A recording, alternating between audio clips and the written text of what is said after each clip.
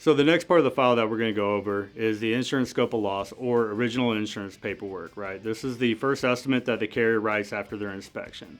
This will outline basically the damage that they found and what they're going to pay for it. So it gives you a starting point on really where you need to focus your efforts.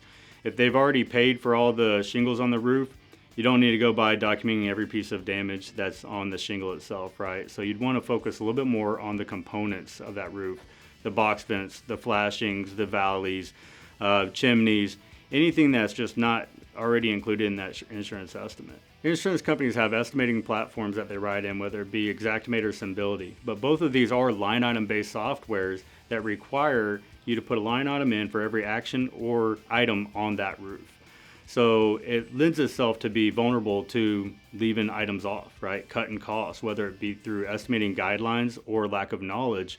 It really takes someone that's familiar with a project, knows how to build it, to make sure you account for every item and every action on that roof so that the price is accurate. Most insurance adjusters are overworked and undertrained, right? They really have a lot of inspections they need to get through on a day-to-day basis, which creates a very short window of time for them to do an inspection. This tends to them missing items or really not fully looking into it. So, I mean, that's a very good reason why you need to go over your project thoroughly, because you're the one doing the work and you're the one that needs to make money on it.